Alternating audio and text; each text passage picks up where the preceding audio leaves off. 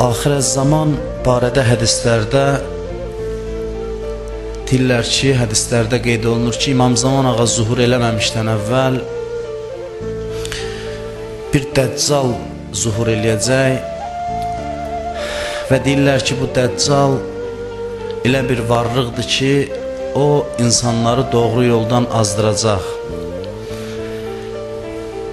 Hədislərdə qeyd olunur ki, onun bir gözü var, yəni haqqı görməz, batili görən bir gözdür. Müəyyən xüsusiyyətləri var, əsas xüsusiyyəti də budur ki, insanları haqq yoldan azdıracaq. Bugün bir çox alimlər bunu belə təfsir edirlər ki, dəccal deyilən bir şey əslində bir şəxs deyil, bir adam deyil. Əslində dəccal mühitin adıdır. Mühiti nəzərdə tutub dəccaldan danışıblar. Dəccal özü mühitə verilən addır. Deyirlər, bugün müasir dövrdə informasiya vasitələrinin yaratdığı fəza, ağı qara, qaranı ağ təqdim eləyən bir fəza həqiqətdə dəccaldır. Dəccal bu fəzanın adıdır, nəinki bir şəxsin adı. Bilirsiniz ki, sonda hədislərdə var, İmam Zaman zuhur eləyəndə, sonda, o ərəfədə haqq batildən tam ayrılacaq. Yəni, insanlar haqqı batildən seçə biləcəklər. Cəmaat haqqı batildən seçən zaman İmam Zaman zuhur eləyəcək.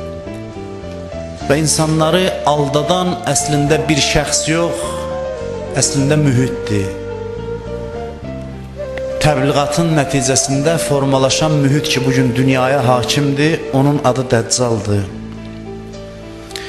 Və İmam Zaman o zaman zuhur eləyəcək ki, cəmaat başa düşəcəklər, bəsirətə sahib olacaqlar və onlar artıq insanları azdıra bilməyəcəklər. İnsanlar təfəkkürlə, düşüncə ilə haqqı batildən seçməlidirlər. Yoxsa zuhur gerçəkləşməyəcək, həyata keçməyəcək. İnsanlar gərək aldanmasın ki, İmam Zaman zuhur eləsin. Çünki günah təkcə aldadanlarda deyil, aldananlarda da günah var. O adamlar ki, aldanırlar, onlar da məsuliyyət daşıyırlar. Ona görə də insanlar aldanmayanda, bu gücü özündə tapanda İmam Zaman zuhur eləyəcək. Bəşəriyyət agah olanda, bəşəriyyət düşüncə yetkinliyinə çatanda İmam Zaman zuhur eləyəcək. Xatırlayırsınızsa, hidayət barədə ilk cümə biz danışanda mən bu məsələni dedim. Dedim ki, Quranda Allah Adəmlə şeytanın dastanını danışır. Adəmin şeytanı ilk dəfə azdırmasından danışır. Orada çox ibrətli məsələlər və incə mətləblər var ki, biz buna sadə bunun üzərindən keçməməliyik, o dastana diqqətlə baxmalıyıq. Orada mən qeyd elədim ki, Quran buyurur ki, Adəmlə Həvva cənnətə daxil olandan sonra şeytan onlara vəsvəsə elədi və o ağacdan yeməyə məcbur elədi. Məcbur deyəndə, yəni yönəltdi, sövq elədi. Və mən orada bu mətləbi sizin nəzərinizə çatdırdım ki, mühüm olan bu deyildi ki, şeytan Adəmi nəyə vadar elədi.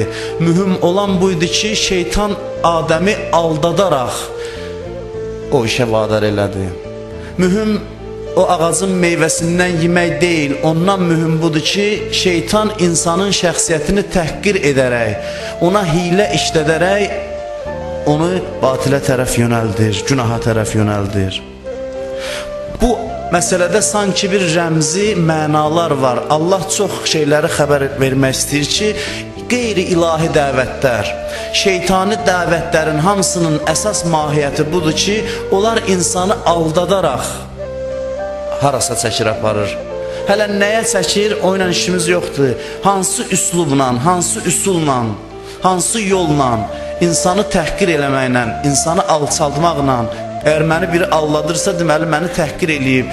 Və Quran buna diqqət çəkir ki, qiyamətə qədər bütün qeyri İlahi məktəblər insanların şəxsiyyətini təhqir edərək, onlara qarşı hiylə və kələk işlədərək onları batilə tərəf yönəldir. Quran bunu bizə aydınlaşdırmaq istəyir.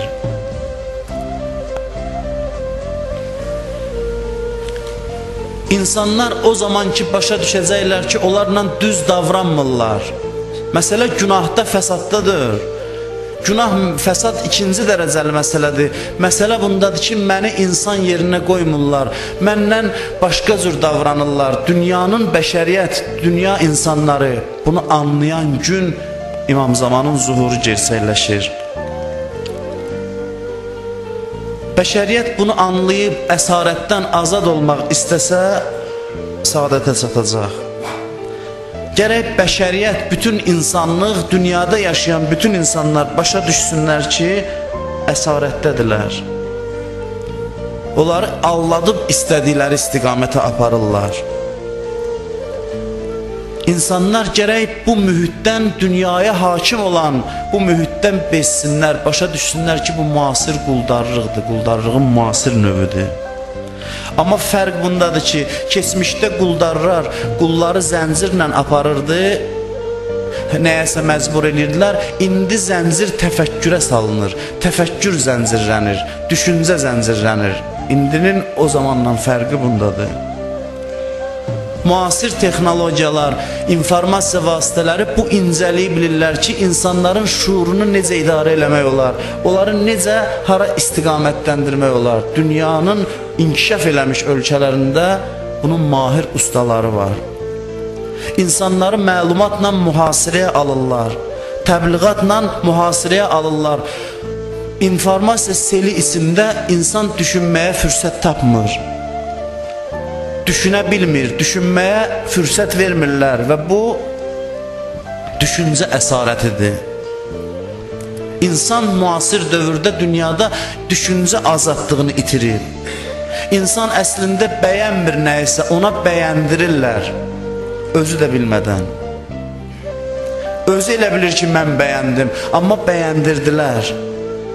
Əvvəl zorla eləyərdilər orta əsrlərdə, seçim imkanı verməzdilər. İndi təbliğatla bəyəndirirlər.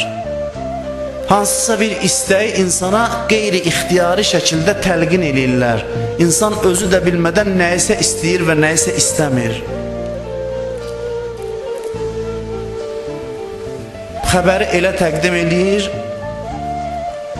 ki, o informasiya vasitəsini idarə eləyənlərin fikrinə uyğun şəkildə olsun bu təqdimat. Xəbər doğru verilir. Ola bilər ki, hələ mən yalan xəbərdən danışmıram, düz verilir, doğru xəbər verilir. Amma elə təqdim olunur, kəlmələrlə insanlar sehrə düşür. Kəlmələrlə kontekstdən bir məsələ çıxarılır, o nəyə ki çatdırmaq istəyir insana, onu qeyri-ixtiyari şəkildə insanlara təlqin eləyir. Bugün dini informasiya vasitələrində də bu var, hər yanda. Mən ancaq başqalarını tənqid eləməyək, elə özümüzdə də bu var. Ki, görürsən, dini yeritməklə insanlara çatdırmaq istəyirlər. Allah bəyənmir bu yolu. Haqqı da yeritmək olmaz insanlara. Doğru sözü də yeritmək olmaz. Çünki yeritmək əsarətdir, insana hörmətsizlikdir. İnsana qarşı hörmətsizlikdir ki, insan hər hansı bir haqq ya batil fikri, yenə də deyirəm, fikrin haqlılığı ilə, batilliyi ilə mənim işim yoxdur. Hidayət mövzusu üslubdan danışır. Haqq ya batil fikri yeritməklə insanlara təbliğ eləmək olmaz. Xüsusən müasir dövrdə qərb ölkələrində bu texnologiyalar inkişaf eləyib. Bu bəhsləri mən elə-belə burada mühazirə oxumaq üçün danışmıram. İnanırsınız ki, bilavasitə hidayət mövzusu ilə birbaşa əlaqəsi var deyə mən məcburam bunları deyəm. Birbaşa hidayət mövzusuna aid olan məsələlərdir. Qərbdə bu texnologiyalar inkişaf edib, işığı quraşdırmaqla bir adamın üzünə elə şəkildə quraşdırır ki, baxan iki namizəddən birini istər-istəməz bəyənməyə məcbur olur, özü də bilmədən. Bu yeni bir şeydir və hamıya da bəlli məsələlərdir.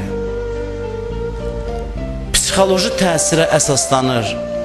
İnsanlara hər hansı dolayı vasitələrlə təsir eləməyə əsaslanır. İctimai rəyi idarə eləmək əsasındadır bu təbliğat vasitələri. Hətta doğrunu da, düzü də elə təqdim edir ki, doğru ilə insanları aldadır. Bugün insanlığın ən əsas problemi bundadır. Ən əsas problemi. Ən əsas problemi bundadır ki, insanlar bunu özlərinə təhqir bilmirlər. Özləri üçün təhqir hesab eləmirlər. Bəşəriyyət gərək ayılsın və başa düşsün ki, onlarla ən gözəl şəkildə peyğəmbərlər davranır. Peyğəmbərlərin davranış üslubunda insana hörmət dayanır, ehtiram dayanır. İnsanlar bunu başa düşməlidir. Bugünkü dünyanın əsas çətinliyi problemi budur. Allahın peyğəmbərləri nə hiylə ilə, nə kələ ilə, nə şirnişləndirməklə, nə təbliğatla, ifrat təbliğatla, məlumatla mühasirəyə almaq vasitəsilə insanları doğru yola yönəltmir. Peyğəmbərlərin işi aydın və şəffafdır. Peyğəmbərlər düşünməyə məcbur eləyir, vadar eləyir, təklif eləyir düşünmək insanlara. Peyğəmbərlər sehr eləmir insanları, gözünü bağlayıb Allaha tərəf çağırmır. Çünki Allaha gözü bağlı adam lazımdır. Bir adam gözü bağlı, haqqa da bağlansa Allaha lazımdır. Haqqa gərək gözü açıq bağlanasan. Peyğəmbər gözü bağlayıb haqqa bağlamır insanları. Allah istəyir ki, insan gözü açıq olsun. Nə zaman insanlar bunu başa düşsələr, dünyanın işi düzələcək. Nə qədər çəkəcək mən bilmirəm. Nə zaman insanlar bunu başa düşsələr. Niyə hədislərdə var? Oxuyun o hədisləri, hərdən axirət zaman barədə. Mötəbər hədislər də var, saxta hədislər də var. Mötəbər hədislərdən birində var ki, xristiyan dinində olanlar sel kimi İmam Zaman tərəf gələcəklər. Çox sürətlə gələcəklər.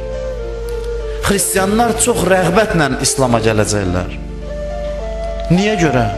İmam Zaman onlara ev verəcək, ya iş verəcək, onun şövqündən. Xeyr, onlar başa düşəcəklər ki, təhqir olunublar, təhqir olunublar. O təhqir olmaqlarını anlayacaqlar.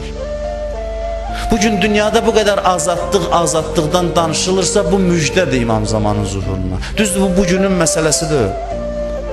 Amma bu proses artıq ona istiqamətlənir. Bugün insanın azadlığından danışılırsa, bu müjdədir. Bir zaman bu şüarlarla, burjua inqilablarından sonra Avropada bu şüarlar meydana gələndə insanlar sevindi. Çünki insan azadlığın teşnəsidir. Amma yavaş-yavaş indi başa düşür ki, sən demə söz imiş bu. Onu tam mənası ilə anlayanda, agahlıq artanda İmam Zamanın zuhuru həyata keçəcək. İnsanlar başa düşəcək ki, mənə zorla nəyisə sevdirdilər. Bu qədər filmlər göstərirlər, bu qədər gənclər baxır buna dünyanın hər yerində.